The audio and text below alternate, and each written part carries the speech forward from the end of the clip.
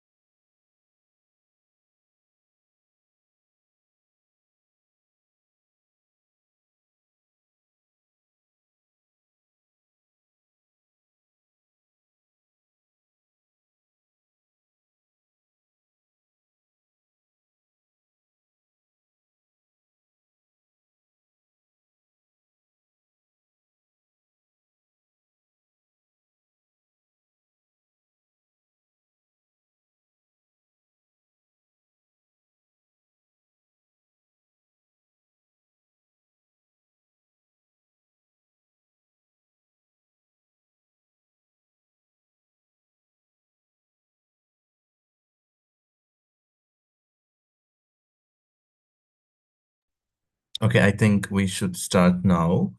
I hope a lot of people has joined already and a lot of people will be joining. So now I'm going to present the slides prepared for today's meeting. Welcome everybody. Welcome to the monthly constituency call of the Children and Youth Magic Group. But before we start,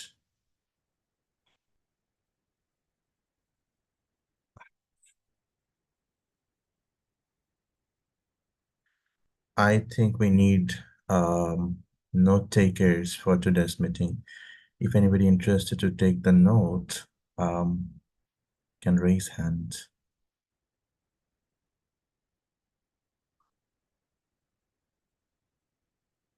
Who wants to take the note for today's meeting? Any volunteer?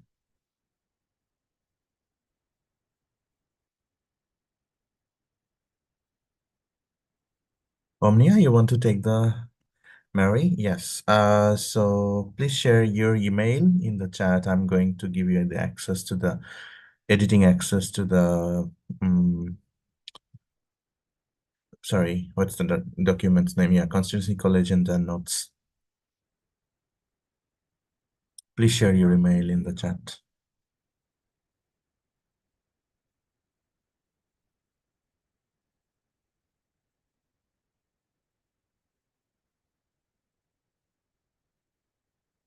Thank you, Mary. Thank you, Omnia.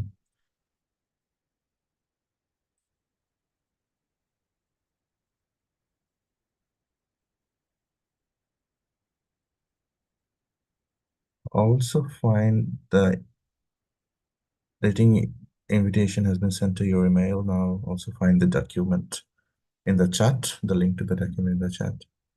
Okay, let's start. Welcome everybody. So I understand that we have a lot of people in the call. So let's do one thing. Let's introduce ourselves in the chat. Just name your country and if you want to name your organization.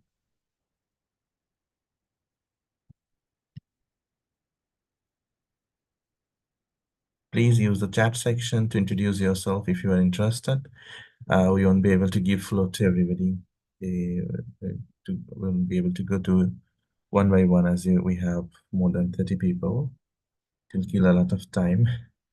Okay, I can see a lot of people putting their names. So yep, let's start the meeting. So yes, these are the last call of the year, and we are again back with our monthly constituency call. So earlier we have shared the information of the provisional agenda, and this is the provisional agenda of today's meeting. Obviously, these are the agenda items, the opening of the meeting, brief introduction to the constituency. We always try to have a kind of a small segment for capacity building for each of the constituency call so that the new members get more context what's happening here and how they can get involved in the process. We will discuss about the logo and the website, the new website. We also discuss about which is the main focus of today's meeting is the preparation for Union 6 and other associated events. We will also update you, the intervention that has been taken in last month, in last couple of weeks, especially what happened after the last constituency call. And then we will also have an opportunity to discuss any other relevant matters. Okay, so we are opening the meeting, and let's start with a brief introduction to the Children and Youth Major Group. A lot of people, a lot of you all know about Children and Youth Major Group, so it's kind of revisiting things. So as you know, that Children and Youth Major Group is one of the 9 major groups accredited to UNEP, and this is mandated by United Nations Environment Assembly. So this is a global network or a platform of member organizations and individuals. And as you can see on the screen at the right, that we have so far 900 plus youth organizations, 5,000 plus individual members as our members. And what's the composition of the constituency? We have 6 regional groups and 17 thematic groups in our constituency. Um, so our official mailing list, which is the formal avenue of communication, is the CYMG-UNEP@googlegroups.com. This mailing list is moderated. That means if anybody sends any email to be circulated among the mailing list, needs to be moderated by the manager or the admin. It is the same for the global focal points as well. So we are now transferred our things to a new website, it's still transferring, which is www.cymgenv.net. This is our new website. We're still transferring, so a lot of page there are not complete yet. So, but still a lot of pages are active, and then you will find a lot of information there. We have an official YouTube channel, youtube.com/CYMGUNET, where you'll find a lot of capacity building sessions. And I invite all of you to take a look on that. You might find the session of your interest there. The constituency is guided by its process and procedures document, which is kind of the constitution of the constituency, and we try to follow all the rules mentioned there. So this is actually the institutional framework of the constituency, and it shows the names of our working groups, regional groups, and different teams, where assembly represents the entirety of the constituency. And we have a global steering committee, which comprises the facilitators of different regional groups and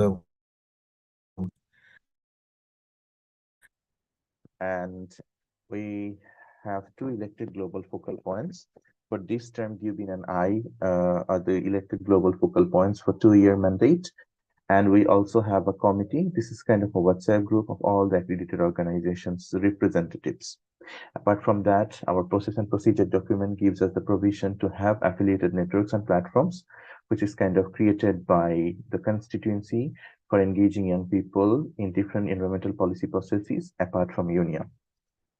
This, we should always remind that the constituency is a flat structure, and this institutional framework is not a hierarchy. This is kind of, the visualization of the teams there, or the groups we have inside the constituency. It's not obviously a kind of a hierarchy. It's a flat structure, we should always remind, where the assembly, all the decisions are made, through consensus. So regarding the communication and coordination, as I already mentioned, the formal communication method is obviously, the avenue is the constituency mailing list that has been showed earlier, and I hope that you all are added there. We also have WhatsApp community. Unfortunately, that's kind of full. It reached to its maximum and we cannot add anyone else.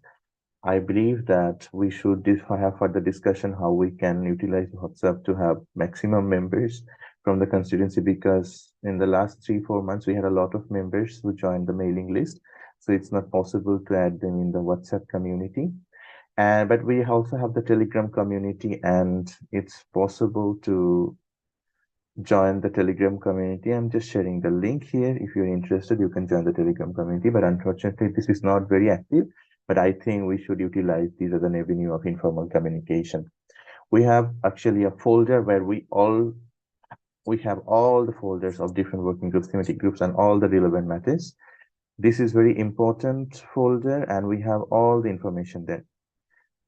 I'm also sharing the overall folder link. You'll find a lot of information. Actually, everything is under this folder, under this Google folder. So we have we try to actually organize regular constituency call, and we also have a rolling document for all the constituency calls. So the rolling document actually have all the notes of previous calls, and whatever we do regarding the constituency call, we try to coordinate through this document. Regarding different thematic working groups, we have mailing list for several thematic working groups, all working groups.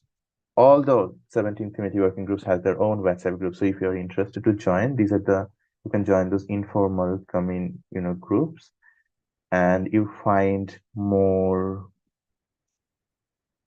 information about the working groups, thematic working groups here in this document just shared. Okay, and now we move on to the next segment, which is about UNIA, because as I already mentioned that the mandate of our constituency is coming from the UNIA. UNIA is actually the United Nations Environment Assembly. It is the highest decision-making body on environment-related matters with a universal membership of 193 member states, all the UN member states. This United Nations Environment Assembly normally meets biennially in Nairobi, Kenya, to set priorities for the global environmental policies and develop international environmental law.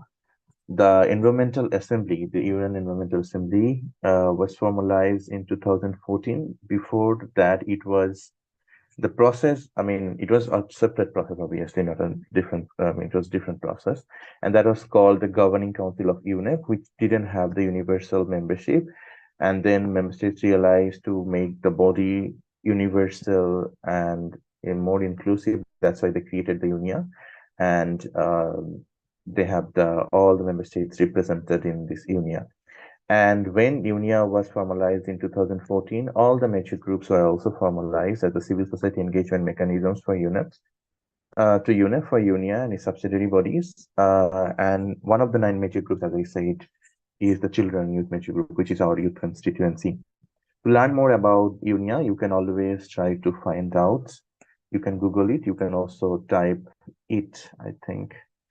I'm just sharing the link here in the chat so that you want to learn more about UNIA, you can find here in this link. As I also mentioned here, the subsidiary bodies, one of the very important and the permanent subsidiary body is the CPR. You might heard about it a couple of times if you are a regular member of the constituency. CPR stands for the Committee of Permanent Representatives, and this is the subsidiary organ of the United Nations Environment Assembly. And normally, informally, I'm just saying this, that the CPR does all the dirty works for UNIA. They negotiate different decisions and resolutions, and they actually meet regularly to discuss about different environmental policy processes, not just about UNEP, also broader environmental policy process. They discuss about all the environmental issues around the world. And there are kind of 4 kind of meetings for CPR, the regular meetings. And for these regular meetings, they normally use the numbering of these meetings, like 163rd, 164th of the meeting of the CPR. They also meet in subcommittees. That is kind of a monthly, at least once in a month meeting, and where they discuss about specific issues. They also have annual meeting, which is called annual subcommittee meeting.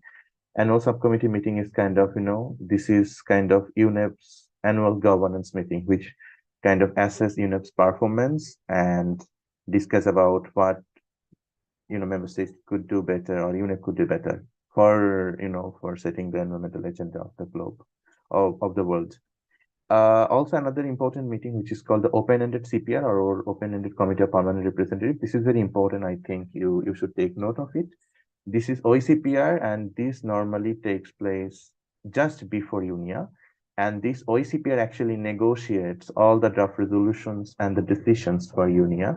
And then after negotiating, they send the negotiated outcomes to UNIA for adoption. So this is kind of negotiating even right before UNIA. To learn more about the Committee of Permanent Representatives and its deliberations, I invite you to visit these. Learn more about CPR, find the link. So I hope that you have a very good understanding of UNIA and CPR now. which is kind of our main place to engage. And I hope that you will take note of it, because in next you'll just hear this couple of times, and it's very important to, to have a very clear idea about CPR and UNIA. So I'll just stop there. If you have any question regarding CYMG, UNEP, UNIA, CPR, please feel free to ask. The floor is open. You can raise your hand or you can take the floor if you're interested.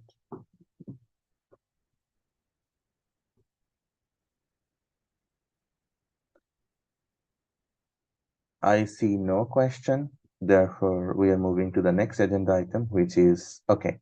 I see one hand raised. Tamsir, you want to ask any question, Tamsir? Yeah, good afternoon, good morning, good evening from wherever you're joining from.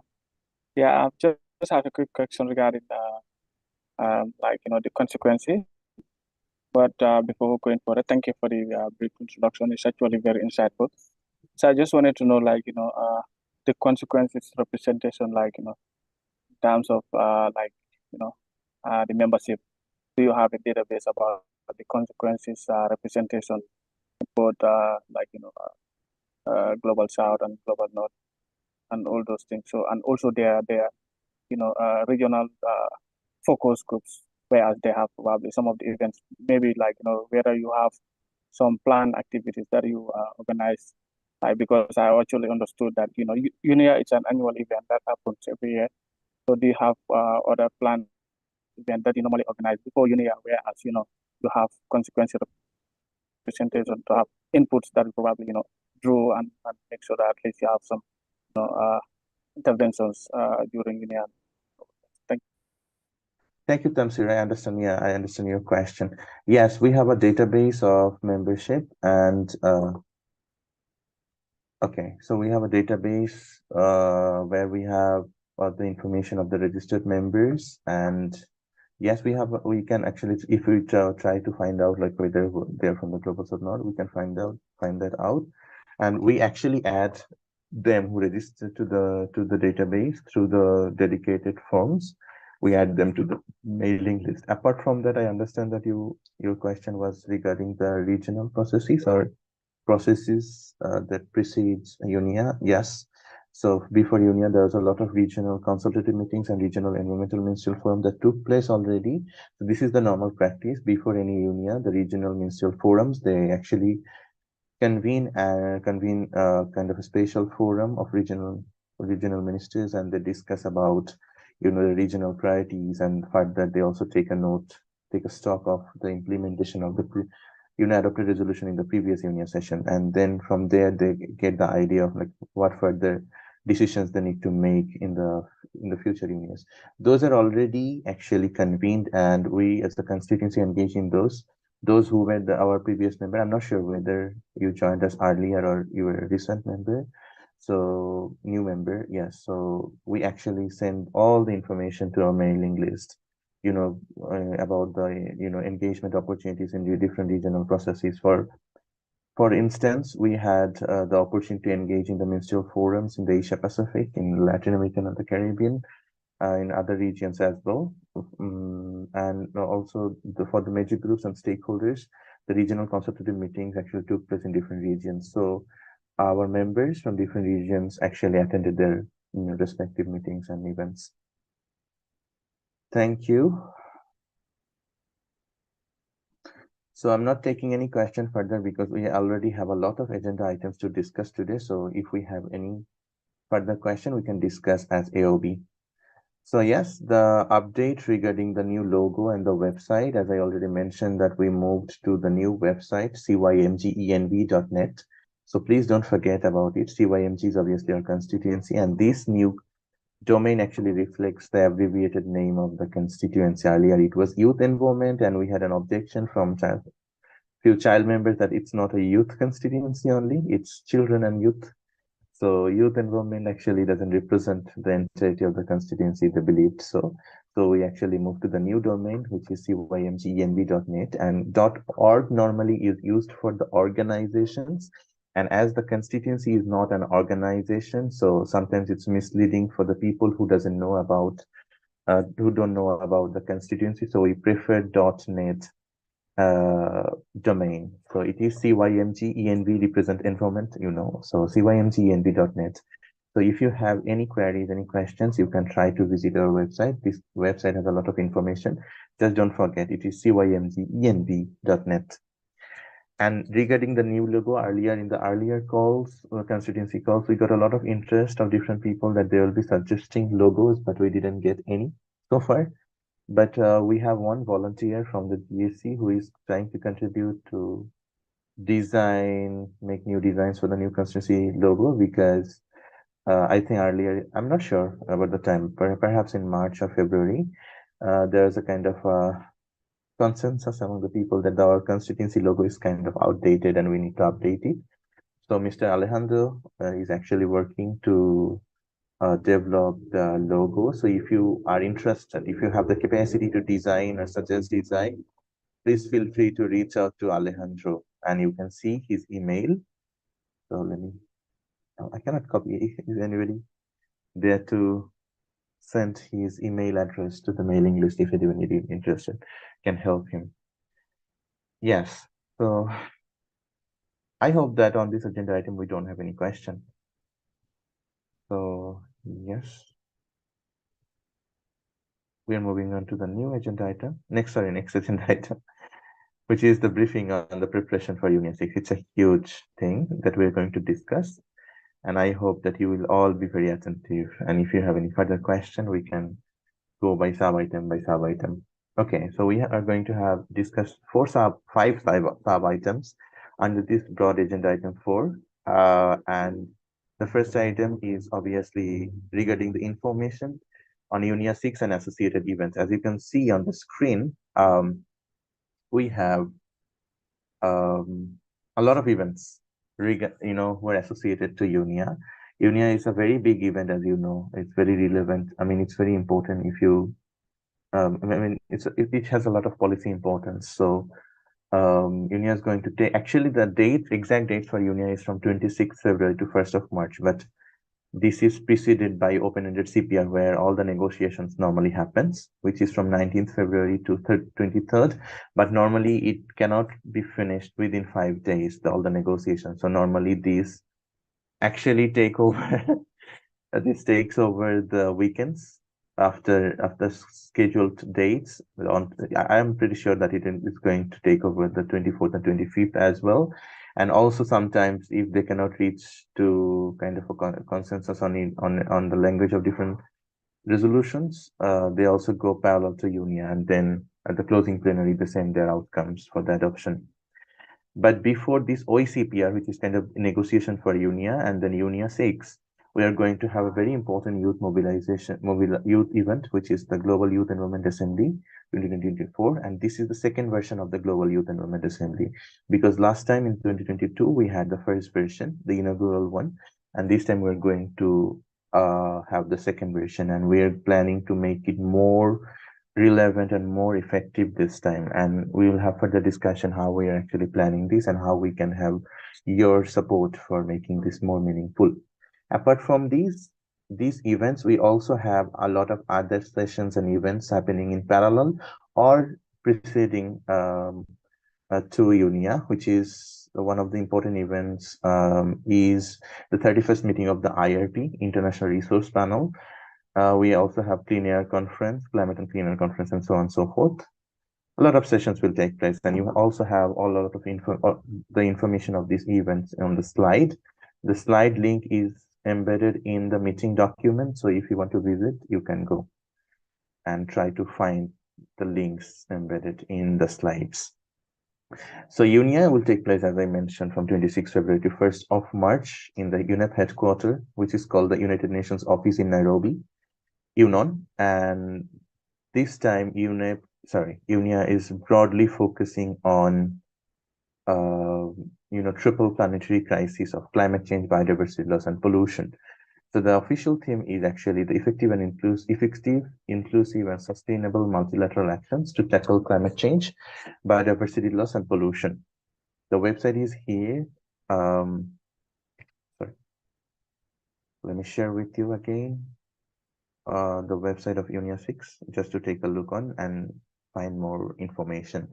As I also mentioned that the way CPR, open-ended CPR meeting is the negotiation event for UNIA 6, where the member states negotiate all the draft resolutions and decisions for further adoption by UNIA, and they negotiate, as I mentioned, all the proposed draft resolutions and decisions.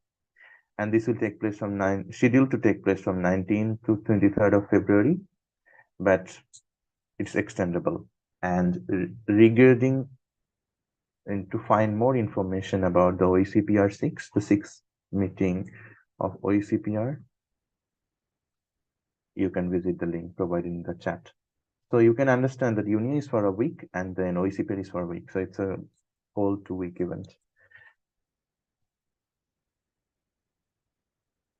Okay, so the next slide is on, yes, the other associated events, the information is provided, and you can find information which are the working groups will be facilitating youth engagement in those events. So for instance, the 31st meeting of the International Resource Panel, uh, the leading working group will be the Green Economy Working Group, and for the Climate and Clean Air Conference, the leading working group will be the Ozone and Clean Air Working Group. The cities within the Cities and Regions Summit, yet the website to be made available by UNEP.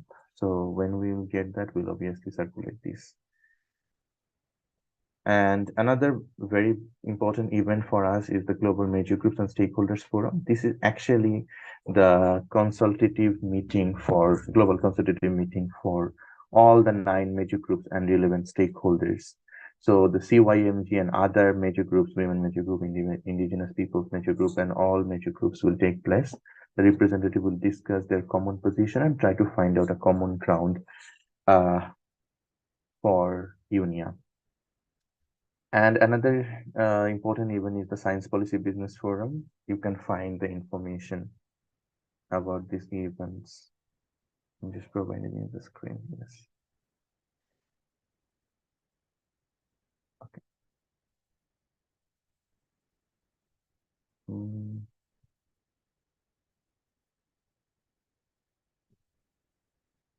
So these are the basic information of all, about union, union related events. If you have any further question on the basic information of these events, feel free to unmute yourself or raise hand to ask questions.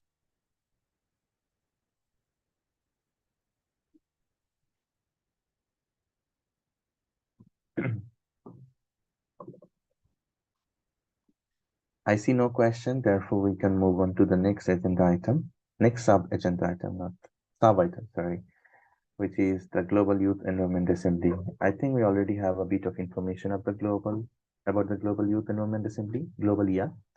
It's going to take place from 17th and 18th of February, and this is for the first time a youth event is going to take place with one of the UN headquarters, which is the UNON, and 2 room has been booked by UNEP for us to have sessions, the conference room 1 and conference room 3, and we are going to, for the in-person participants, we are going to give you like the experience of being in the negotiation room. So these are the negotiation rooms where all the negotiations for UNIA will take place.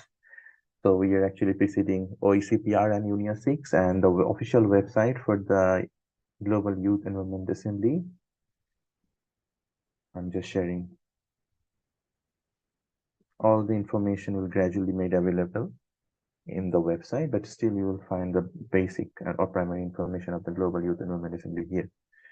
So what are the key intervention and the outcomes of the Global Youth Environment Assembly? Is obviously during the 2-day event, we'll have a lot of sessions, workshops, dialogues, consultations, and obviously in partnership with different even or UNEP entities and offices, sister constituencies, international NGOs, and other entities. One of the biggest outcome will be the Global Youth Declaration on Environment, and further information on this declaration will be provided later on.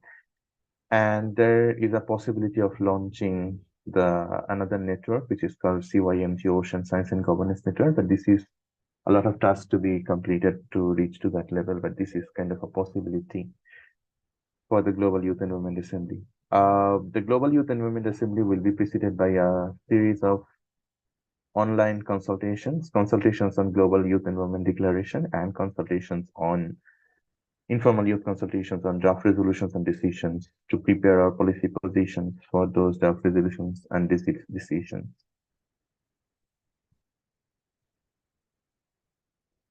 Regarding the coordination for Global Year, we are currently in a process of forming a voluntary task team to facilitate agenda setting, session planning, overall communication partnership, and overall coordination for the Global Year.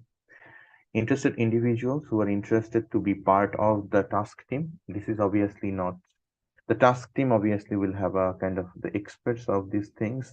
So if you have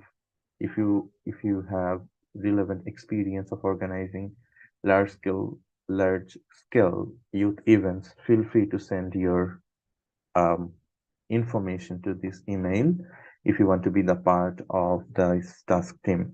After the selection, we will, convene the team. But even if you are not a member of the team, there is no need to be worried.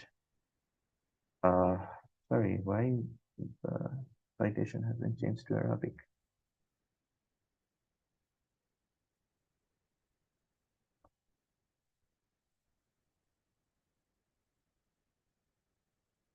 You are not audible. Okay, yes, I'm speaking now. Yes. So if you have an interest to join the task team, please share your CV and relevant information, experience to this email address that has been shared in the chat. But this task team will not have, more than membership of more than 25 people. So if you're interested, please feel free to send your CV. But if you are not a member of the task team, that doesn't mean that you won't be able to engage in the process, because this task team will actually, consult with the broader constituency to make decisions on different crucial points. So we have prepared a coordination sheet for the Global Youth Environment Assembly. Find here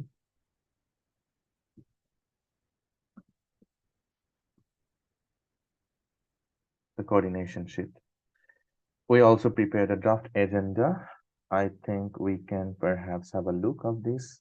Let me stop the screen sharing so that we can open it and show it. One question for the task team.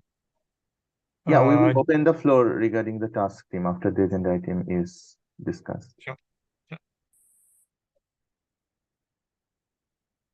This is the coordination sheet where we try to draft a primary agenda for the Global Youth Environment Assembly, as you can see on the screen. And I'm not sure whether my screen is, can you see it on the screen?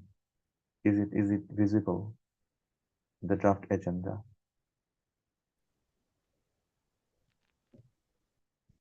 I hope so. Yes. So obviously, like any other event, there'll be an official opening plenary. So the conference room is the official negotiation conference room. You can always try to Google it, the Union conference room. So there we will have the podium and obviously seating arrangements. In the opening plenary, we want to make it very youthful, and we want to discuss further about the constituencies process and procedure document. But obviously, this is up to your suggestion, what you want to discuss in different sessions. So there we have, on the basis of requests from different entities and working groups, we try to sketch kind of a draft agenda where you can see on the screen, that we try to keep slot for the sessions on environmental human rights defenders, faith-based engagement, a dedicated session for children, a workshop on foresight, then session on youth engagement in multilateral environmental agreements, because this time UNIA will also focus on, sorry, if you're not speaking, please mute yourself. Okay, so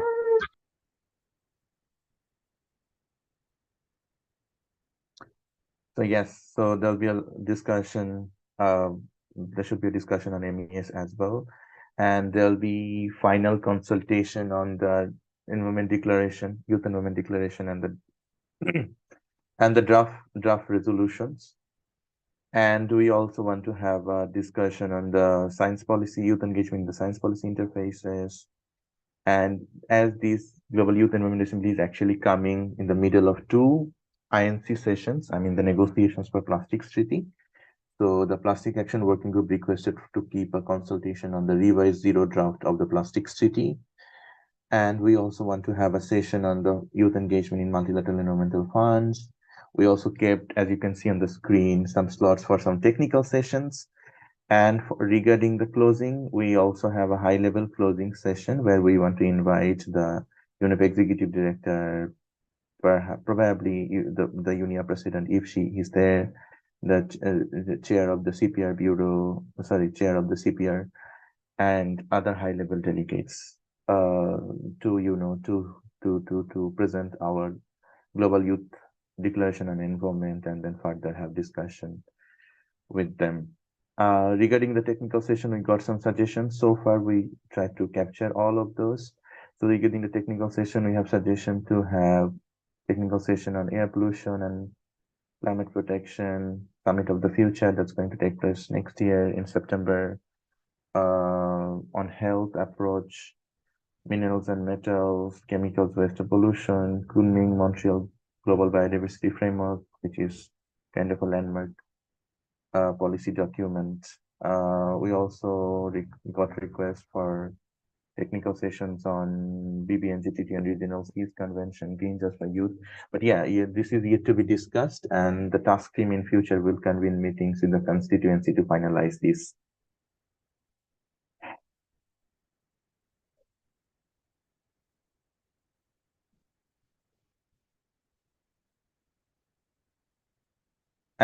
Just to give you update on the resource mobilization for the Global Youth Environment Assembly, as you understand that this needs a lot of resource.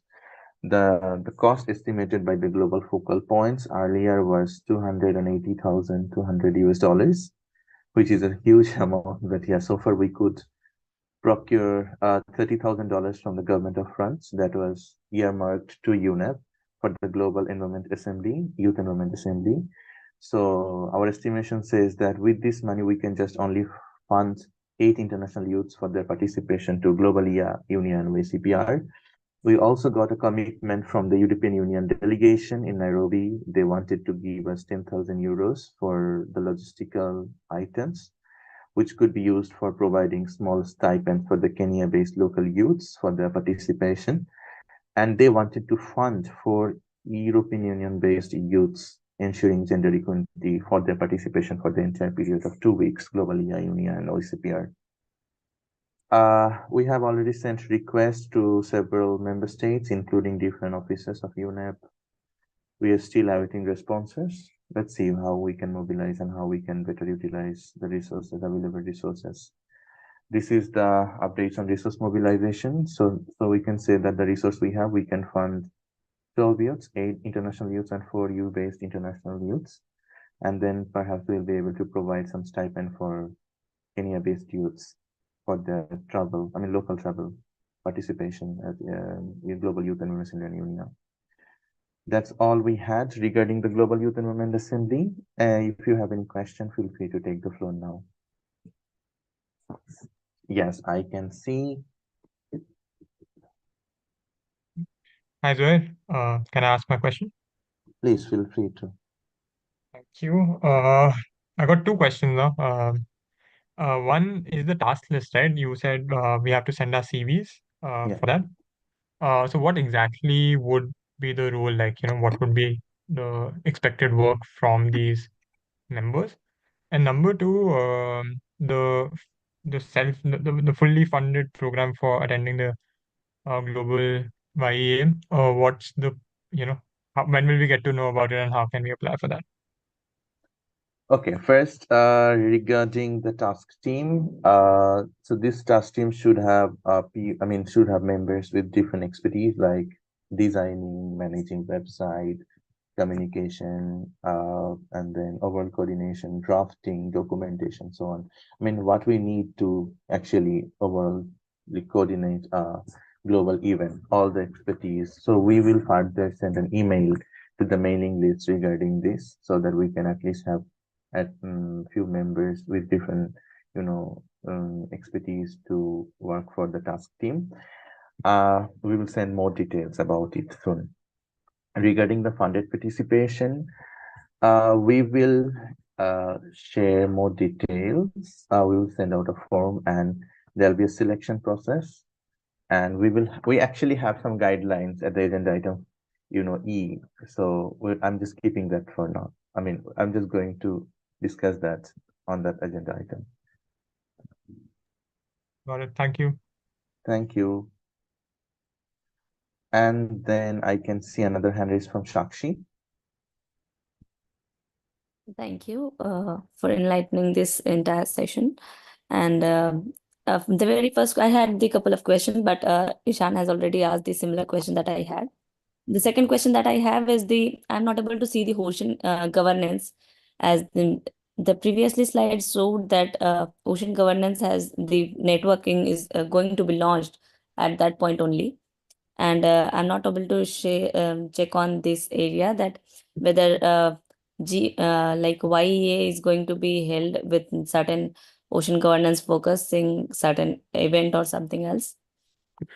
So is it okay to check on the technical session, or just take a room with the networking group, like working group? Then that's okay, that's fine.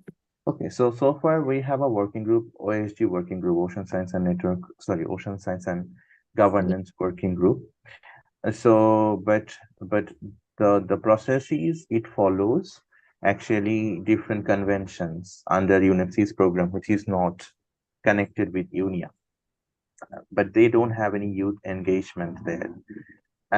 Previously, CYMG actually got accredited to the Cartagena Convention, one of the regional seas convention, as observers, and we have given the mandate to engage young people there in the Cartagena Convention. We are gradually connected with other conventions, so there is a need to, get this working group transformed into a, fully self-administered network under the umbrella of CYMG.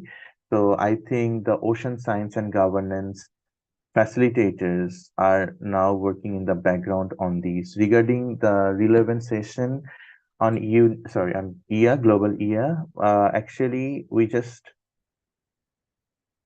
as a lot of things to be discussed internally for these, and then finalize something on these. I mean, finalize a lot of things on these, maybe the structure of the network and other things. So that's why you didn't put it as a standalone session now.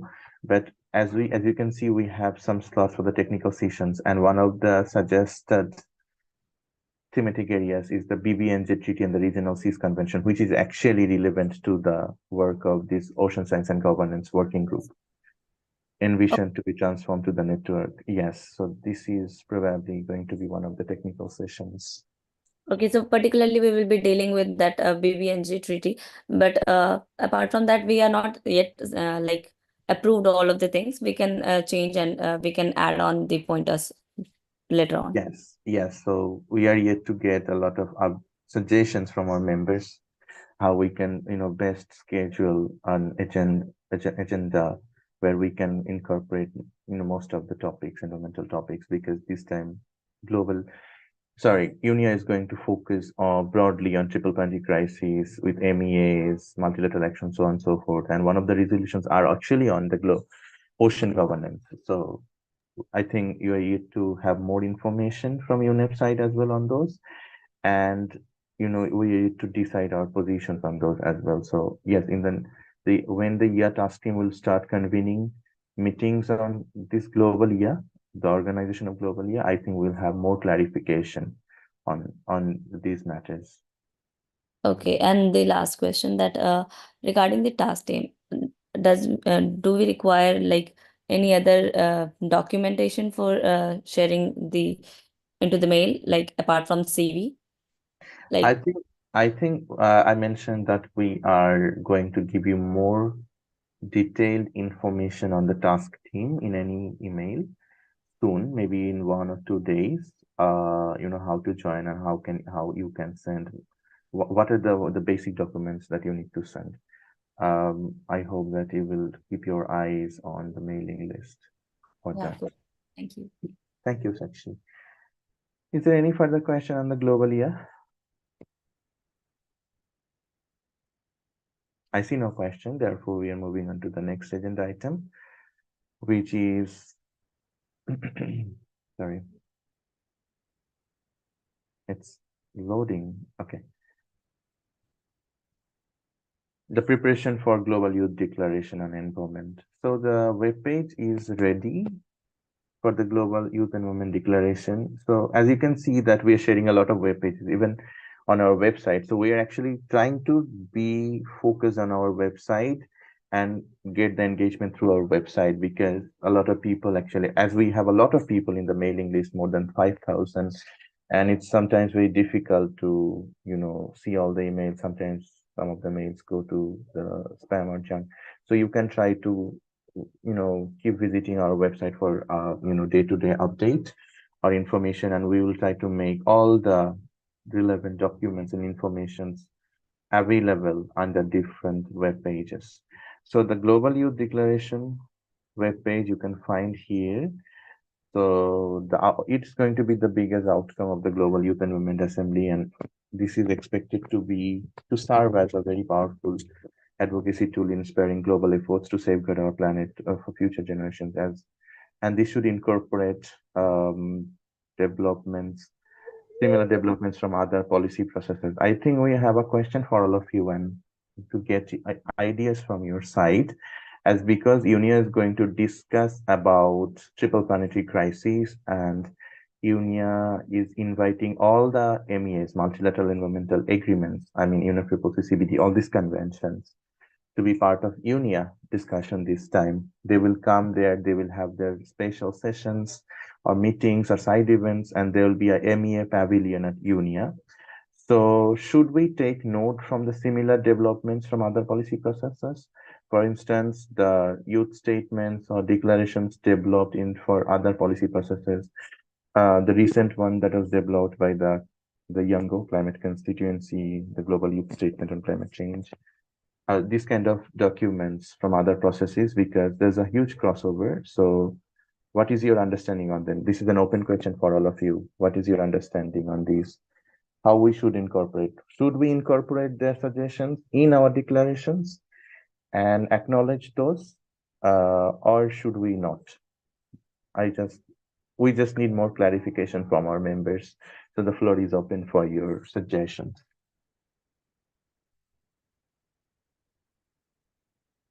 You can use the chat section. You can raise hand to take the floor.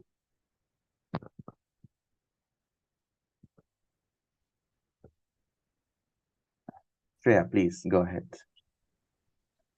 Yeah, I think that we could maybe reference some of these other declarations if necessary, but our statement should be unique and it should be able to stand on its own. It should be something that really comes from the constituency. So I think referencing other documents is okay, but we shouldn't be taking large sections from other documents or using that as a starting point. Thank you. Thanks for your suggestion, Shreya.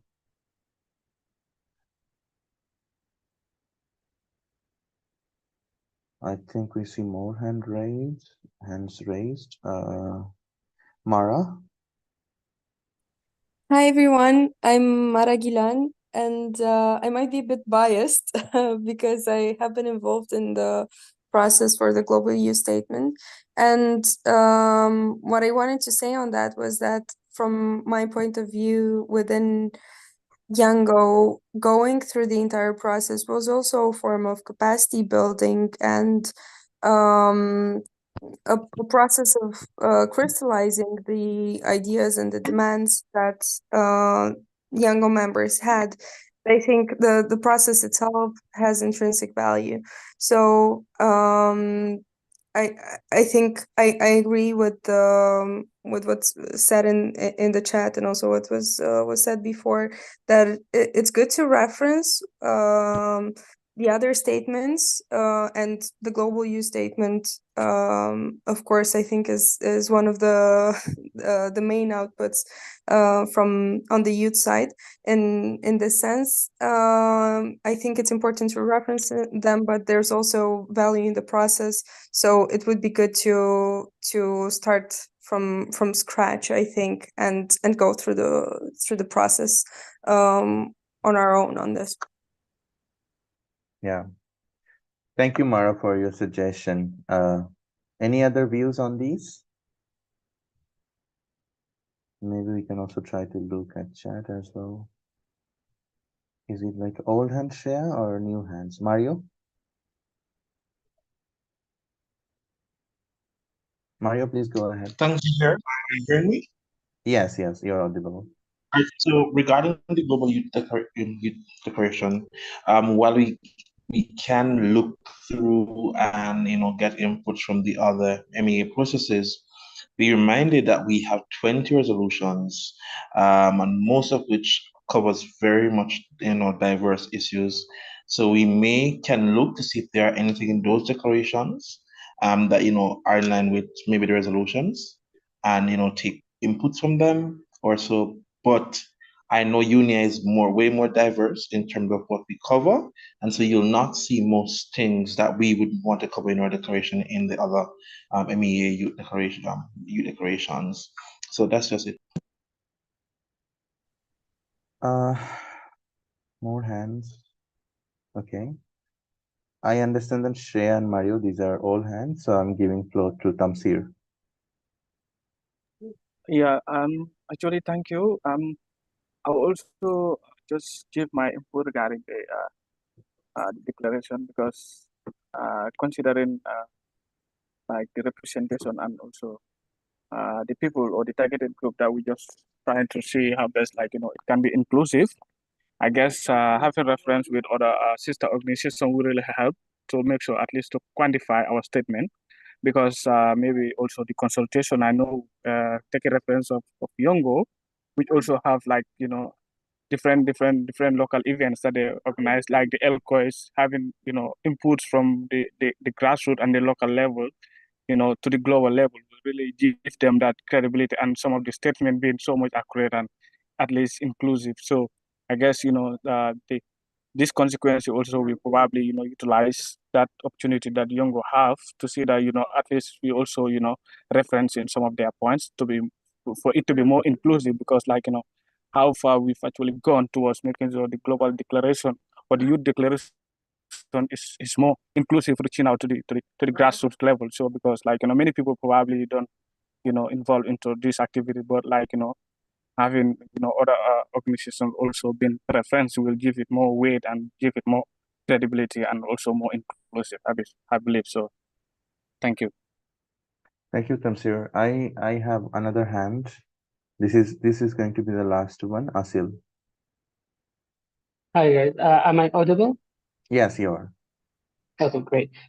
So what I wanted to add to the discussion, which I completely agree with everyone, that's the process of the declaration need to be very inclusive, and everything would be needed. But I needed to emphasize on the nature of the process, where UNIA is very technical with a lot of resolutions. So even like the climate change is in the theme of UNIA as one of the triple planetary crisis, but we should not oversee one crisis other than the other. So what I would suggest is that we see how we can streamline all the individual resolutions, consultations, and then how we can get that inputs into our declaration, in addition to other existing declarations in the other processes as also being inclusive process. Without we are not, I mean, every youth statements would be aligned with our statements, because at the end of the day we are demanding the same thing, we speak the same language. I do feel that everyone would have the same demands no matter what is the process, but this should be more technically aligned with the draft potential resolutions. Thank you. Let me share the template that prepared for the Global Youth Declaration, GYD. So we are just for having for the sake of having a smaller name, we can just refer to it as GYD, Global Youth Declaration. Okay, so the Global Youth Declaration on Environment, I have heard a lot of views. I want to make a proposal now, is that, as you can see, that UNIA is going to broadly focus on triple country crisis, inviting MEAs to get discussion, and this time UNIA is going to discuss the relationship between MEA, UNIA, and UNEP. So I believe that we also should at least take note of or have a look on the developments in the MEA processes. And my suggestion is not just regarding the climate change. Also, you know that in the biodiversity process, we have another sister constituency, GYBN, Global Youth Biodiversity Network. In the chemical process, there's another group, young people of young people engaged, and they also had some declaration of the chemicals governance. So my suggestion is not to overlook those, because as young people, we always suggest. I think there's a huge discussion in the current time happening on like not to work in silos. And I would suggest, my suggestion will be not to work in silos, at least acknowledge the developments in the relevant policy processes. And perhaps that should not be the starting point, because to have a very unique declaration, as per some of our members. So maybe for the first consultation, we should start from the scratch. We should collect input on different items under the under the template. So if you want to add another item in the template, feel free to use the comment section and let us know. I think policy coordination group will further discuss about it and take the lead on these. But so far, my proposal will be to, for the first consultation, let's start from the zero. Let's collect all the inputs, ideas from our members. And in the second consultation, perhaps we can discuss about the relevant youth statements and declaration from climate, biodiversity, and chemical processes, just to find out the similarity in suggestions and then referencing those. That's my suggestion. Is that accepted? If you are not agreeing on this, then you can take the floor now, if you have a divergent view. For the first consultation, we can start from the scratch so that our statement or declaration is not influenced by other statements. For the second consultation, when we have a little bit of developed kind of a draft text available, we can try to find out the similarities among those. And then finally, in the final consultation, I think after the second consultation, we'll have a kind of a good structure of the Global Youth Declaration. And in the final consultation regarding the Global Year, first day we'll finalize this. I hope that you are all agreeing on that. I see a lot of plus. So thanks for the support. But regarding the timing and the fixing the date of first consultation, second consultation, do we have Sharon or Aishwarya or anyone from PCG to give us a bit of insight when we can organize these consultations, online consultations on GYD?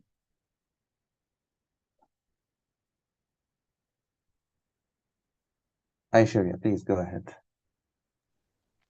Hi, thank you. So the PCG has decided to conduct the consultations in both Jan and Feb. So the dates will be announced at least 2 weeks prior to the consultations, and we will update everyone once it's announced. But we do want to take the entire PCG through the structure of the consultations first before we get it to the entire constituency. So that's the update that we have for now. Okay, sure. I hope that we'll have a consultation in January and another one in February. No, February will be too late, maybe. Maybe two consultation. Perhaps we can just schedule. I mean, we cannot schedule it obviously now. I think there should be further discussion among the PCG. When you want to consult, you should consult the PCG and then fix it.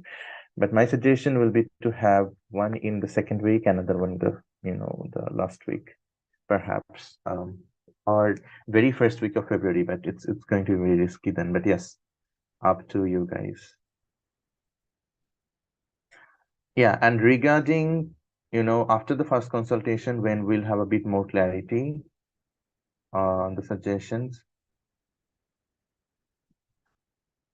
Link to the slide. Oh no. Okay, I'm just sharing the link to the slide. Just give me a minute.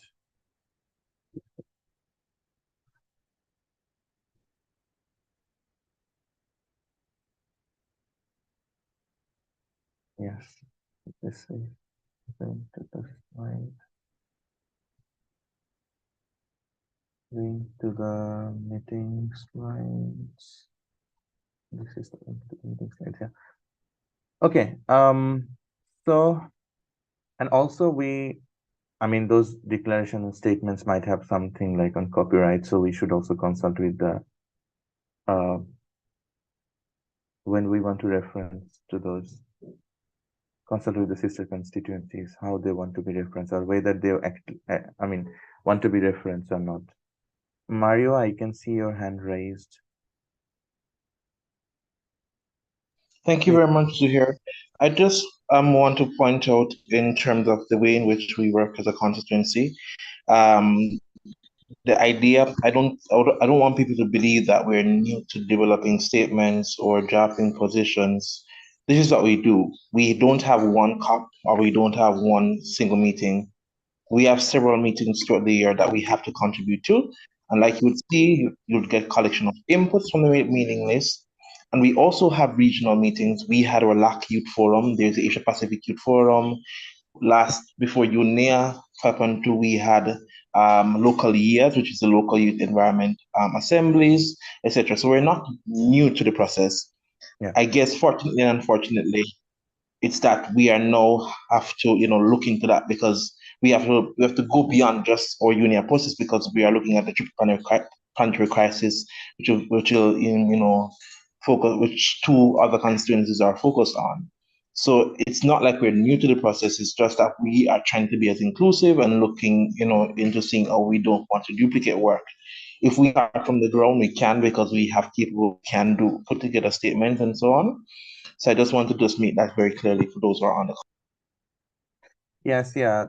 Those who are new to this constituency already have a lot of developments, even within our process, like the LAC Youth Forum and the Asia Pacific Youth Forum actually, came out with their own manifestos, and obviously those will feed into the Global Youth Declaration.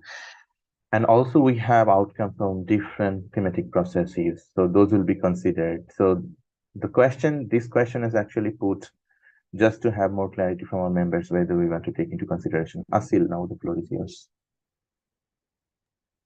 Thank you, sir. I just wanted to flag something regarding the copyrights. I like the idea of having the first draft of the declaration, and then we check how we can align the other existing statements to the declaration. But one thing is that if these declarations, other youth statements, are already available online and etc., we are not like copying and pasting. We would reference them probably, and then we will have their citations in each point, because I don't think we need to go through a whole series of communication with other constituencies and asking for permissions to quote. It's just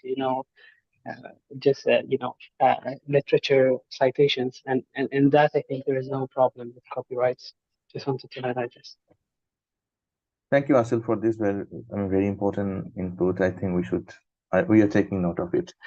I see one hand raised, and this is going to be last for this agenda item. Sure, no.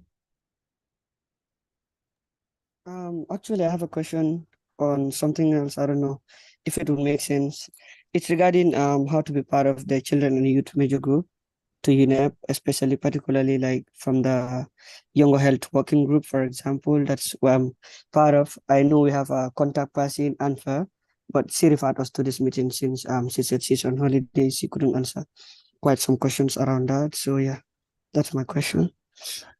If you already registered for our mailing list, then you're already a member. So there's not something like kind of a screening of membership. So anybody who register and under 35, they actually get added to the mailing list. So it's easy. But yes, I'm not sure whether I can share you the link the decision To the making. mailing list. Yeah, that would be Yes. great. Thank you. Anybody can help with that for the link. I don't have the link now, and I don't know, cannot go out of this and then find out. Yep, as I'm sharing the screen. So anybody who has the link can share it later. But for now, yeah, if it's not shared, then I will just try to share later. Thank you. I think that's discussion, and we have a good understanding of like first developing our own text and then taking a look of relevant statement at the second consultation. Yes. Let's move on to the next agenda item.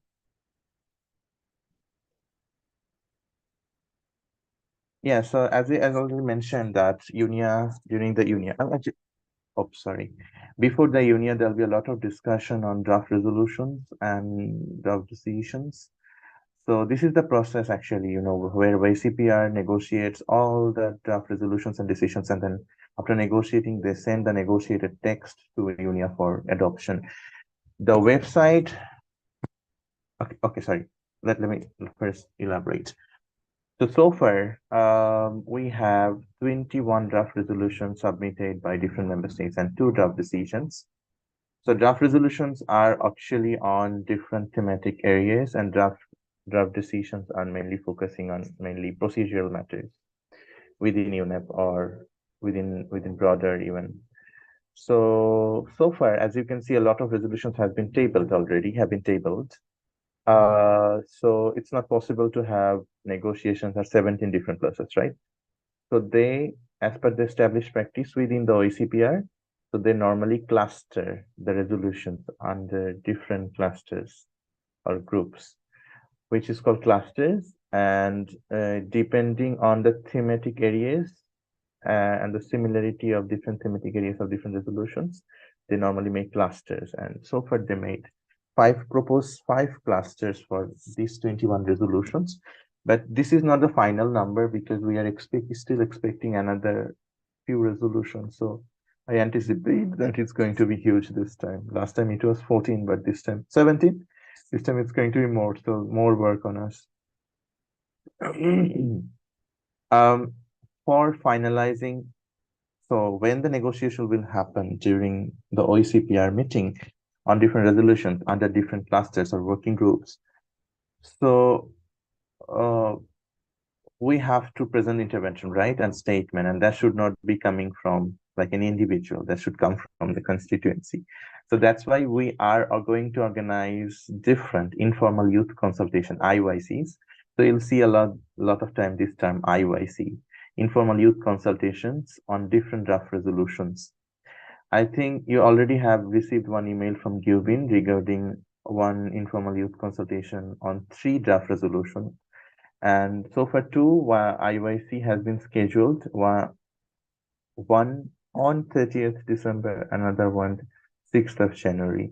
And a lot of IYC will be scheduled for further consulting with our members on different draft resolutions. And the final consultations on all these draft resolutions will take place like the consultation on GYD at IA. So where the final consultation will finalize our positions on the draft resolutions, and then we will go to OECPR and present a statement. Present those positions as statements. That's the way actually. So as you were saying a lot of times, what are the resolutions you might have? Hearing about the resolution, you might have like a interest to see what are the resolutions. I'm going to present these. Let me open this. So this is the website for resolutions. Sorry, informal youth consultations on resolutions. Okay, let me share.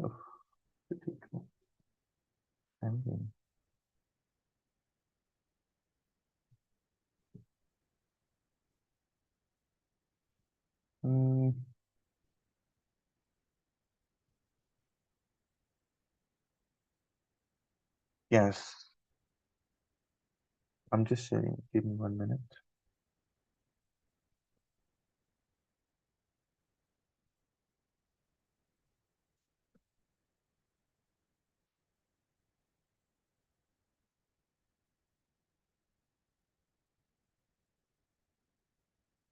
This website will give you a lot of information about the schedule. Let me give you a look of this website. As you can see on the screen, is this website visible on the screen? Can anybody confirm? Yes. Yes, it is. Yes, so this is the website web page of the Informal Youth Consultation on Draft Union 6 resolutions and decisions. Here you will find more information. We tried to prepare some guiding questions which will be asked during the consultations. And you can find the schedule of the upcoming one, which has been scheduled already. So we will update this page time to time when the information on different resolutions, schedule, and IYCs are available. Let me take you a look on the existing proposed draft resolutions. So this is actually the list. When you go to the website, you'll find the list. And we have actually presented the resolutions in clusters, so you have more idea. And within the Global Steering Committee, you have the information of, okay. Yes, so of different resolutions.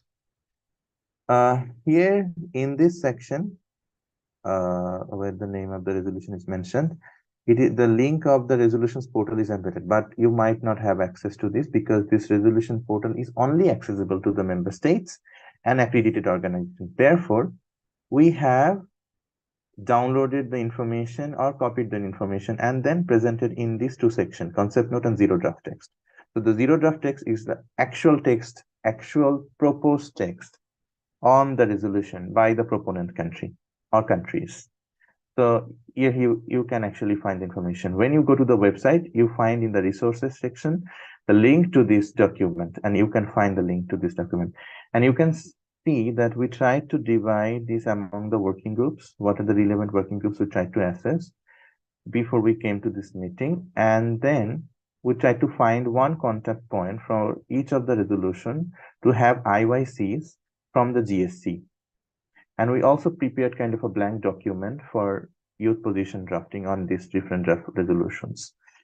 So my suggestion will be to have another contact point at least with the GSC members for this is resolution from the border constituency. You have a list, you have a look on the resolution. So far I mentioned 21 resolution. I can just go and name it. The first one is the hazardous pesticides, then chemicals and waste, air quality, resilient and low carbon sugarcane industry, agro industry. Then we have resolution on water policies. We have resolution on land degradation, restore degraded lands. This is relevant to the UNCCD process. We also going to have another resolution on sargassum seaweed, the complications created by those. We going to have a follow-up resolution on nature-based solutions this time. This is very important because this resolution, because I attended the intergovernmental consultations beforehand, and then now through this consultation they're going to set the standards and norms and criteria for the nature-based solution. In the last UNIA, they actually, got a intergovernmentally approved definition of NBS. Now they want to have more deliberation on NBS. This is a very key resolution. And then we are going to have another resolution on the sustainable management of cascade system. You can also find the information of the proponent countries here. A resolution on combating sand and dust storms, resolution on cooperation between UNIA, UNEP, MES, resolution on a role and viability of regional environmental ministerial forums and regional offices of UNEP, resolution on synergistic approach to address triple country crisis, resolution on effective, inclusive, and sustainable multilateral actions towards climate justice, resolution on ocean and seas governance, resolution on solar radiation modification, resolution on circular economy, resolution on minerals and metals management, resolution on armed conflicts, resolution on sustainable lifestyles, and some procedural decisions and resolution on debt amendments. So a lot of resolutions, and yet we are waiting for another few resolutions. So this is going to be a lot. So you can see.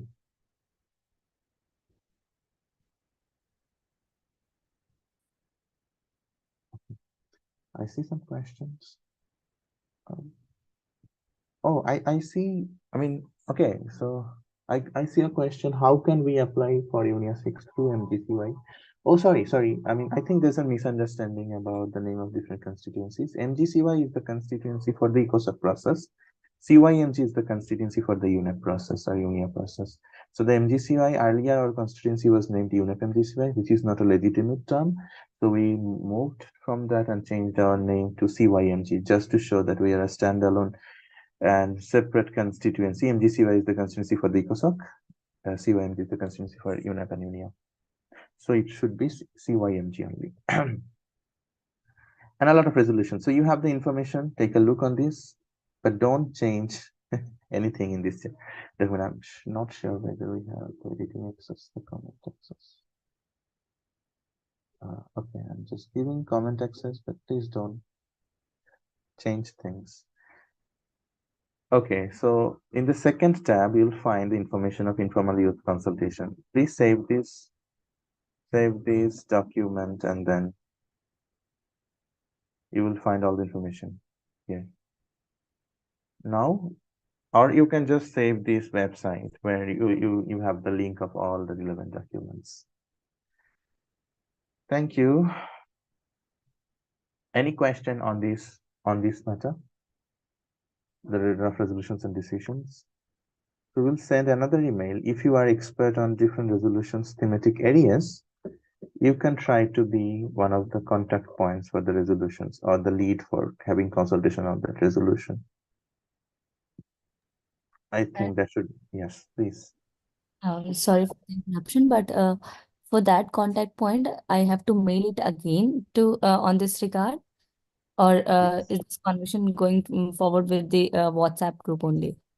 I think we will share more updates in the email, in the mailing list about this. If you are interested to co-lead the consultation on different draft resolutions and decisions, you can reach out to the already nominated lead for the resolution or the decision, and then you can express your interest with the relevant documents, maybe your previous experience and working that the substances of that particular resolution, maybe CV or something, just to show that you have worked on this matter and you have experience on working on policy advocacy.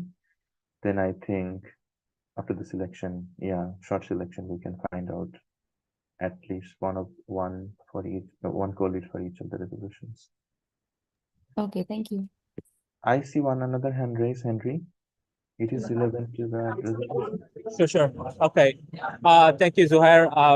So I would like to asking only for a simple question. The brief questions only, and regarding especially for the UNIA 6, what are the specific focus of issues that we would like to prioritize to get for getting getting brought by the youth, especially for the CYMG UNEP to the UNEP to the UNIA 6. Thank you.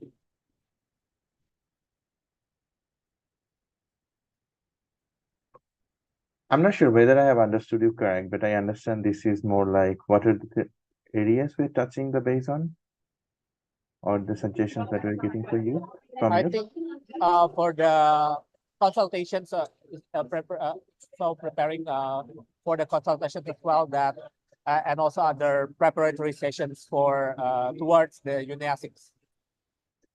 Yes, I think I have showed it already. I said that before the Global Youth Environment Assembly. Let me get back to that slide again. That is not. Yes, here you can see on the screen at the bottom Sure. that we are going to have several consultations. So these consultations are two type of. First, the consultations on the Global Youth Declaration. These consultations will try to formalize or finalize, to capture text for the Global Youth Declaration on Environment, and informal youth consultations on different draft resolutions and decisions. Also, the outcomes of this informal youth consultation will feed into the Global Youth Declaration, right? Because there are a lot of crossovers. So these are the pre-events of the Global Youth Environment Assembly that will help us to, formalize our position, finalize our position for UNIA 6 and the negotiations before UNIA 6, which is OECPR. So these are the events. I hope you understood. I see no question or no hand raised. So we are moving on to the next agenda item, which is, sorry? Thank you so much. Thank you, Yeah, Henry. Which is the, okay, let me just make the screen a bit bigger. Oh no.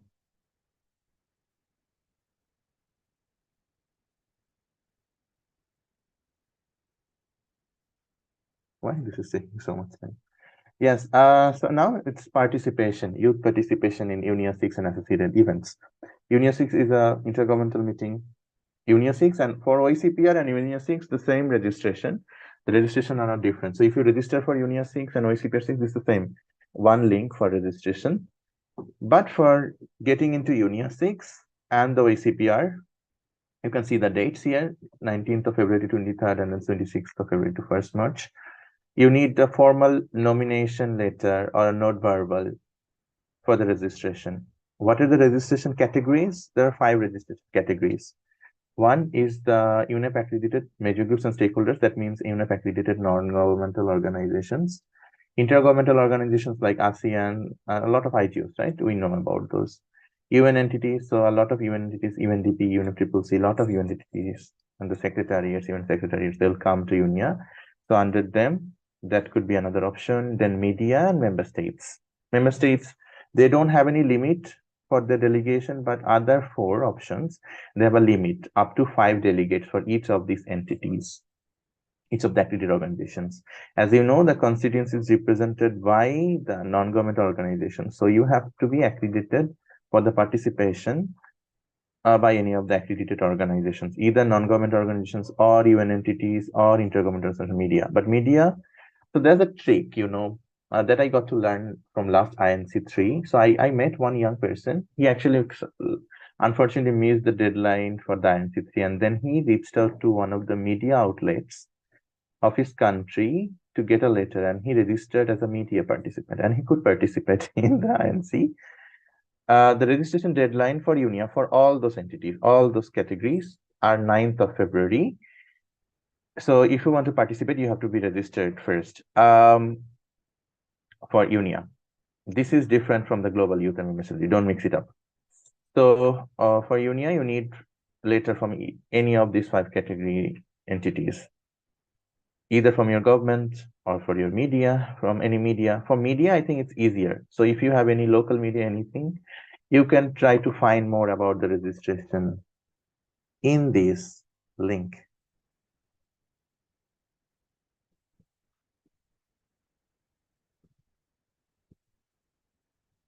Yes, it's only 5 for each of these accredited organizations. Later, we will, okay, that's actually coming in the next slide. So another meeting that I mentioned about the Global Major Groups and Stakeholders Forum, you also need nomination letter. So when you have the letter from any UNEP, accredited organization, you can also mention in the letter that you want to participate in the Global Major Group Stakeholders Forum. And the links are different, but I think this is something that we can also do later. I think now let's focus on the UNIA and OECPR. Oops, what is happening here? That's the next page. Yes. Okay, so now how we are going to ensure participation in the Global Youth and Women Assembly. So for the Global Youth and Women Assembly, we're expecting around 150 participants, mostly from the age group under, mostly 35 or under, but we want to keep a small number of slots for people above 35 who are coming from children and youth serving entities, because they work on children and youth. So they might have some suggestions or inputs to provide to the overall discussion of the Global Youth and Women Assembly. That's my proposal. But yeah, you can also, if you have a divergent view, you can put it on. So for the Global Youth and Women Assembly, this will be the category, self-funded international youth delegate. So if you have the resources from your pocket or from any other entities, you know, you want to come to UNIA, you want to attend Global Year and UNIA, you can reach out to me or Gubin. We can try to manage accreditation for you. but obviously we will circulate these through a form. So where there will be 4 categories: self-funded international youth delegate, funded international youth delegate. These are this category, people who will be selected under this category will be funded by CYMG for their participation for Global IA Union or ACPR 2 weeks. Self-funded, obviously they're self-funded, they should be funded by their own sources. Another category is the local Kenya-based youths. These are not just Kenyan youths, also the youths who are based in Kenya, perhaps in Nairobi. Some of the international youths are also there, so they can also they should register under this category. They should not choose the category 1 or 2. A number of selected local youths will be given a small stipend for participation. I think we have already procured that, so we can support some of the local youths for their local transportation. And then another category that I mentioned, this is the proposed category for the delegates who are above 35, but from children and youth serving entities. So if you have any divergent view or if any observation on the participation of the delegates who are above 35 years old, but from the children and youth serving entities, you should take the floor now.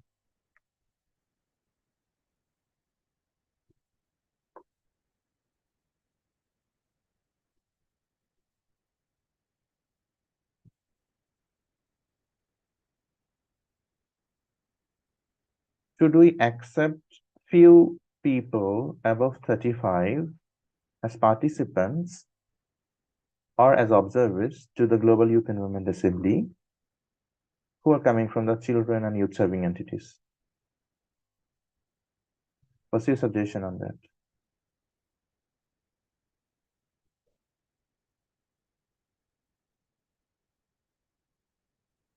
Okay. Maybe we can have maybe 10 or 15, not more than that. I see a lot of people supporting this. Okay, let's keep this category in the registration as well. But the registration the application will go out, the link to application will go out in the first week of January. So we'll soon but for the application for different funded position, this will take place in different cohorts. For instance, we just have few resources in our hand. So in future, if we have more resources in our hand, we'll open further application on the basis of resources we can mobilize in future. So currently we're expecting 150, but if we have a lot of applications, perhaps we can go up to 200, but we have to do it well before so that we can provide all the information of these registered people to UNEP, because as this time Global Youth and Women Assembly is taking place inside a UN compound, UN headquarters. Therefore, they need to go through a process to make sure that these people are getting security clearances from the UNON team. So that's a kind of a precondition for this, but we have to do it a bit early.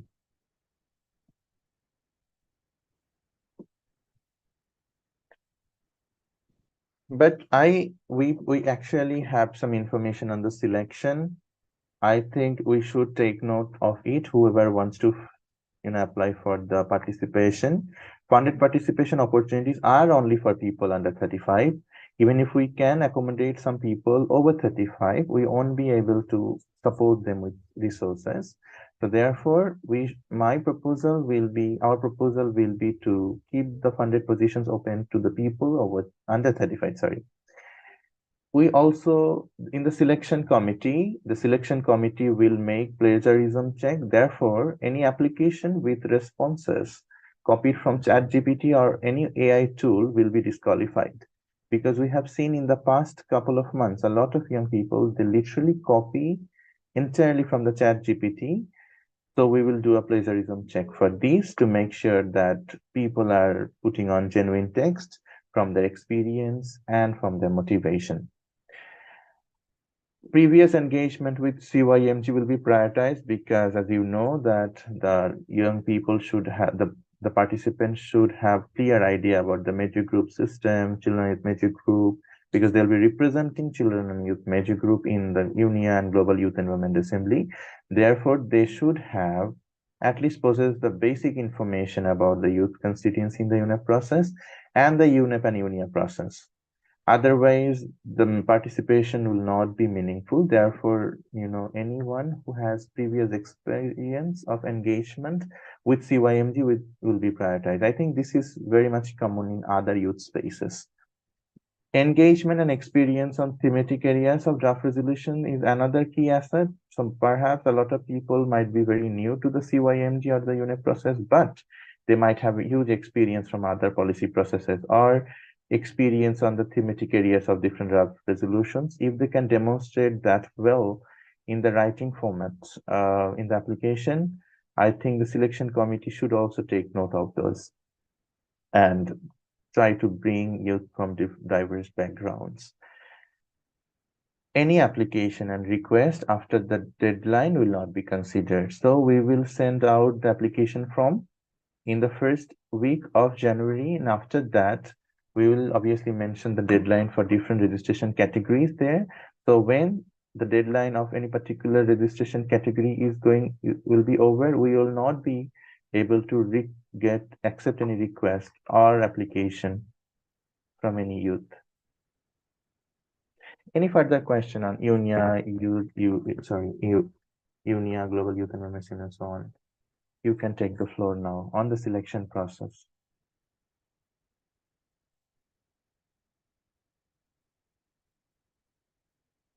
Okay, Tamsir, please.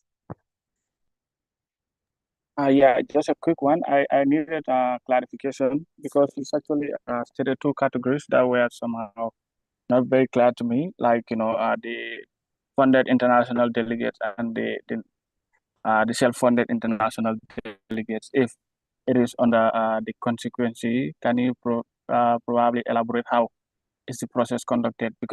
And how are you people also considering regarding making or giving people priorities like accreditation, and then at the end they're not able to attend the event while they probably deprive others who may probably have the opportunity to go, but because of the accreditation they are not able to go. I don't know whether you're considering that in that aspect too. Yes, as the deadline for union registration, as you can see, on 9th of February, so we'll try to fix everything. Finalize all the registration on these 4 categories by 15th of, I'm not sure, 15th of January or maybe up to maybe 20th January. This is obviously a further discussion within the constituency and within the Global Steering Committee.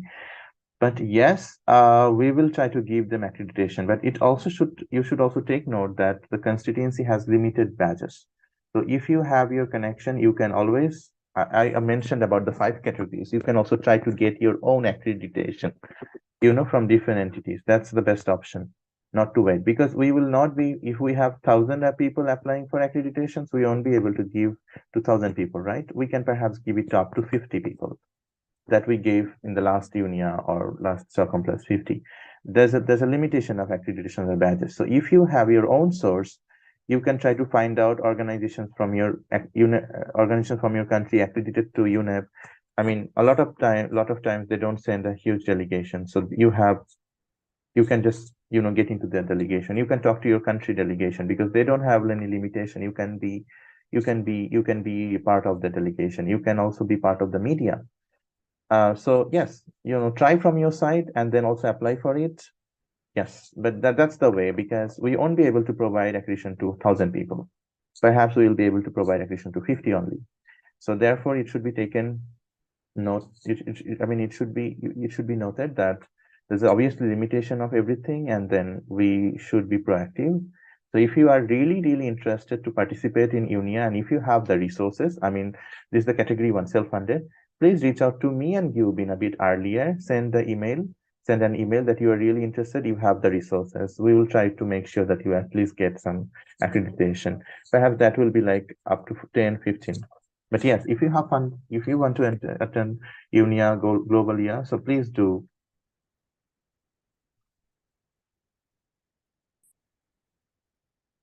So if you need accreditation, then you have to apply. But if you are self-funded international youth, and if you can confirm that you'll be there for the full period for Global Year and then UNIA or ECPR, then we'll try to prioritize you. Thank you.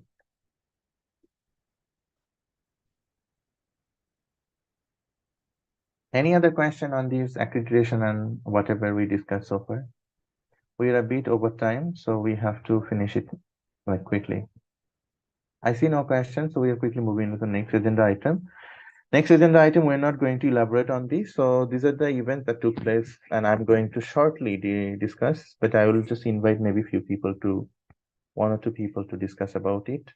So regarding RCM is the regional consultative meetings, I think earlier we had a discussion what are the regional processes happened. So these are the regional processes that took place in last month. North America, there are regional consultative meetings of major groups and stakeholders in North America and Europe. And I think for the Europe meeting, one of our delegates actually were there to provide input. This is the discussion among the civil society groups and entities for UNIA and to, come up with the suggestion for UNIA 6.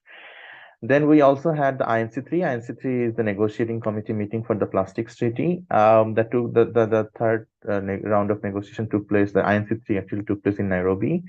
It was a lot of discussion, and from this INC3, the mandate of having revised zero draft text of the plastics treaty has been received by the secretariat and the chair. So they will come up with the revised zero draft text as mentioned earlier on the 31st of December.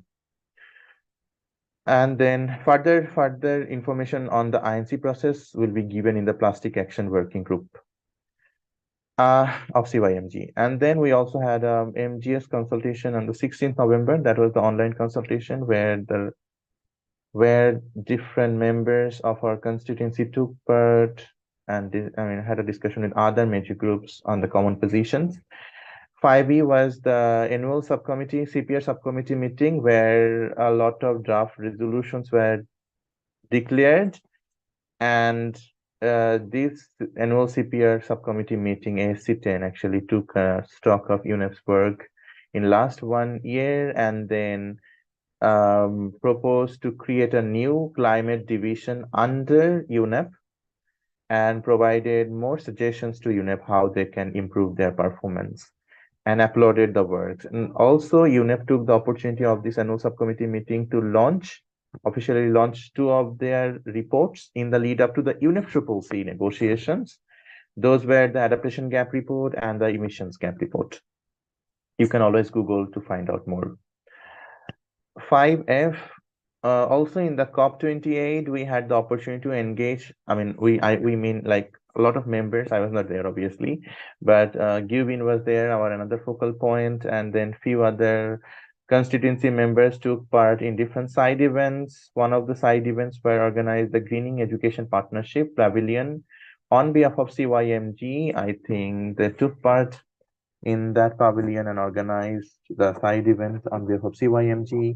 Then in the UNIP pavilion, there are a lot of discussion. Even there's a discussion on the major groups that took place with the presence of the UNIP executive director. Some of our members were there.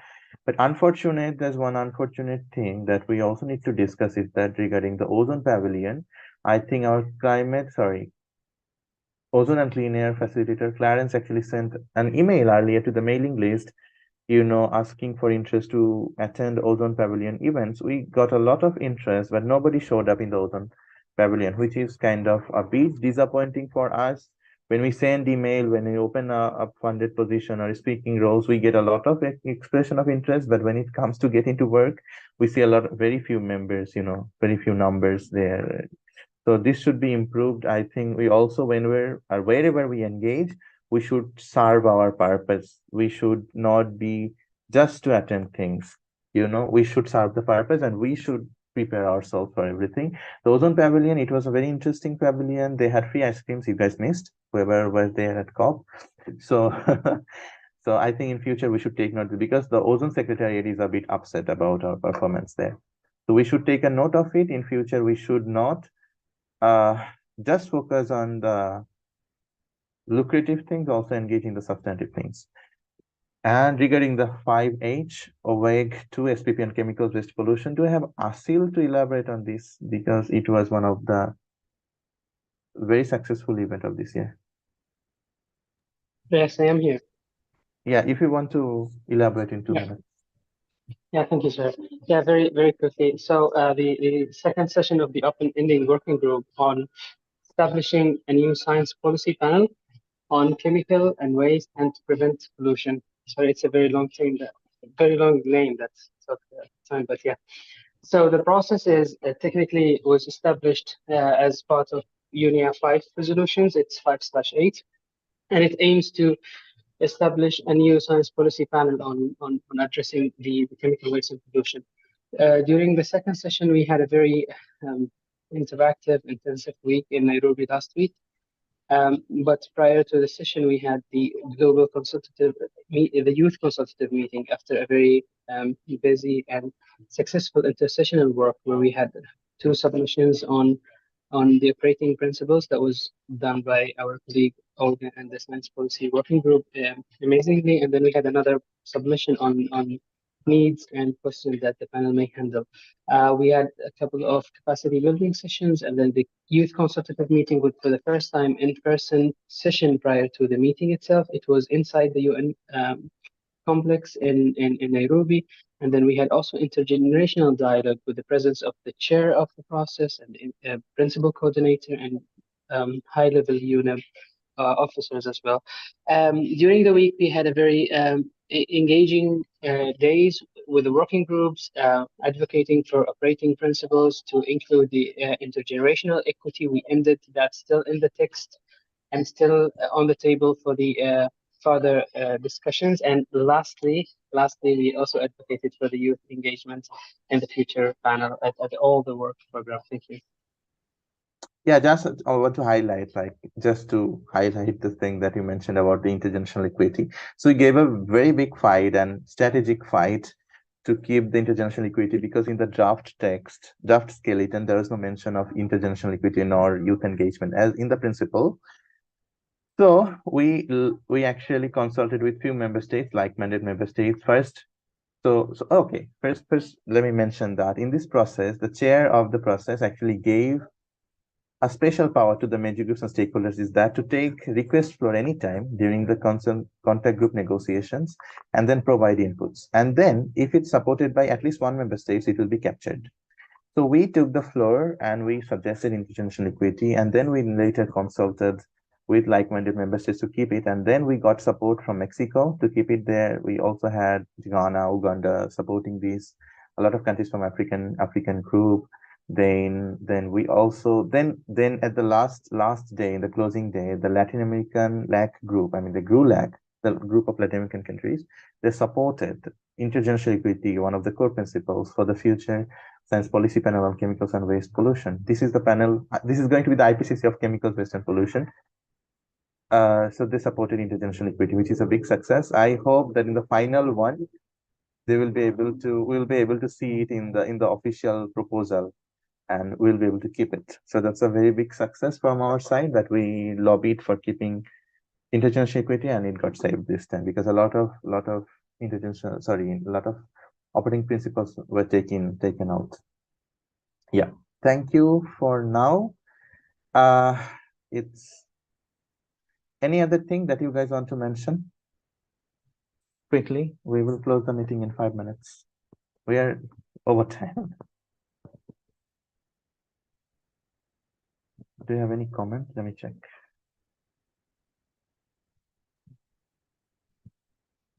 No business, right? Okay. So any proposed date and time for the next constituency call? I think we should kind of a bit of sketch the schedule. Otherwise, January is going to be the strangest month for us, the busiest month for us. So I think we should kind of sketch it now where we want to. Any proposal on the next constituency call? 5th January will be too early, but I think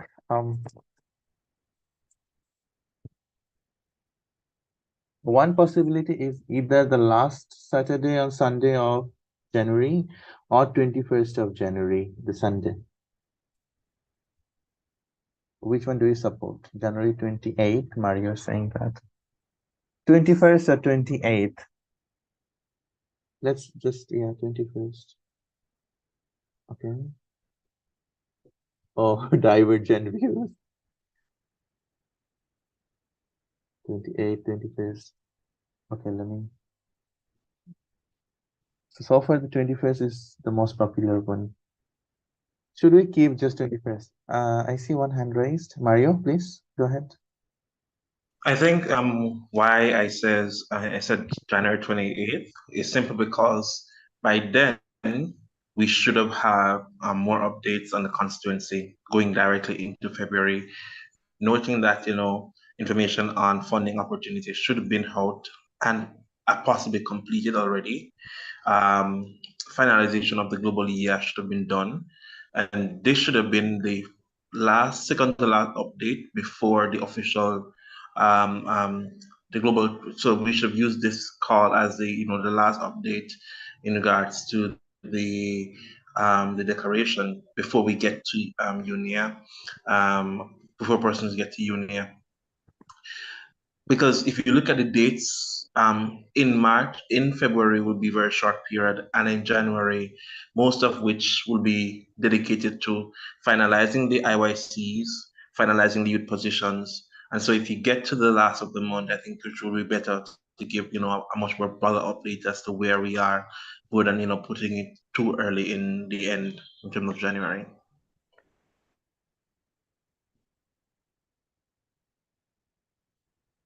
Okay, let's just quickly have a poll because I can see a lot of questions.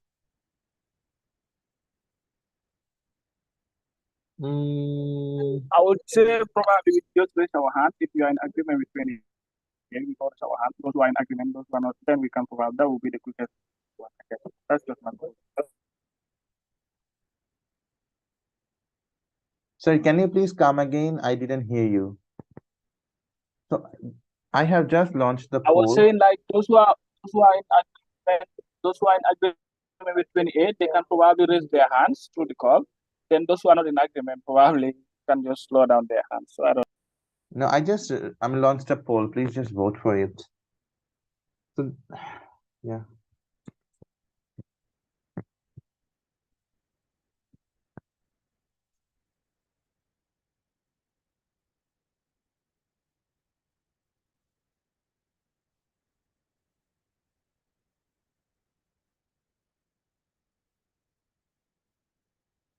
Rabib, I can see your hand raised. Thank you, Zuhair. So I'm suggesting 2 dates because I was thinking, is it possible to have like a pre-call? Like, because we have many, I know, because we have a lot of things. So if we can have, for example, a pre-call, like a reminder, and before the main constituency call, for example, on the 21st. Thank you. So now I think the 21st is the proposal. So we are just, I think that's being supported by most of the people. Where's the poll? I cannot see my poll. Oh my God. Okay.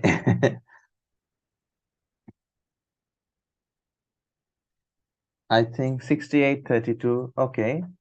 69-31. Okay, 26 people voted so far. Okay, so we captured it, but later we will communicate the final date because it also depends on so many things, whether we could finish a lot of things within the time. So we just took note of 2 dates, and then we will prioritize to have it on 21st as per the poll decided. I mean, poll voted. If we cannot perhaps organize in 21st, then we will choose the 28th. But yeah, there is obviously a logic on 28th as well, because in February we won't be able to have another constituency call before Global Year. Because Global Year will be 16th and 17th, it will be very difficult to have another call within first 10 days. So yeah, there's a logic behind 28, but yeah, 21st is also but, I mean, we just took note of it. So if we can finish all the works between 21st, so we will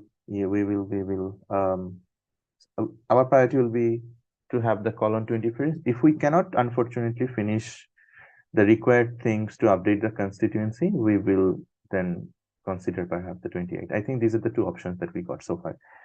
Thank you all. Now we are at the closing of the meeting and we are over time.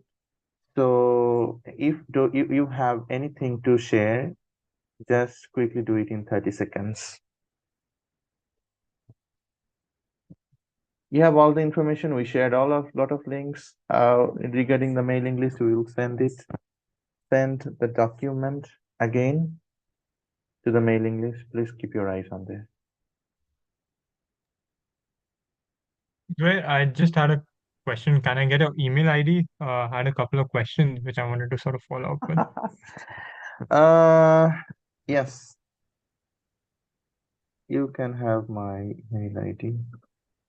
Or you can forward this to our constituency mail. I think that's better.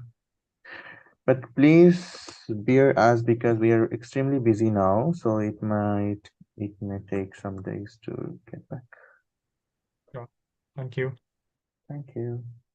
But yeah, I will request all of you to try to look for funding from your own sources because UNIA is not very popular like CCC Cup. So we won't be able to get like maybe 100 funded position, So we so far have 8 international youth funded position and then 4 EU youth. So you can see a lot of scarcity, right? So if you get funding from any CSR, from any entities within your country, you can try to reach out to different embassies, diplomatic missions, so on and so forth. Please do that. Otherwise, it will be going to be very difficult for us to accommodate a lot of people. And keep in mind the 5 categories of UNIA registration. You can reach out to any media. That's the easiest way, honestly speaking, because a lot of medias, they don't come. Even the local medias, they're kind of allowed. So you can just try to find out the UNIA resolution, more information on the UNIA registration webpage, and then finally, yes, please do join the informal youth consultations and the consultation on the Global Youth Declaration. Those are very important because this is going to be the state. If you provide input, that's going to be taken to UNIA, and we'll try to, whoever in person, will try to push that in person. So even if we are not all there in person, our voices should be there, right? So yeah, make sure that you are providing your inputs and voices. Yes. Thank you. I declare the closing of the meeting now. We'll see you in the next constituency call and in between in a lot of consultations. Get your seatbelt tightened. We are going to have a very rough flight soon. Thank you. Happy New Year. And okay, thank you, Giovanni. Happy New Year and Merry Christmas. Merry Christmas, everyone, in advance. Merry Christmas, everyone, and wishing you Merry a Christmas. year ahead. Thank you. Happy New Year. Bye. From Indonesia. Merry Christmas, everyone.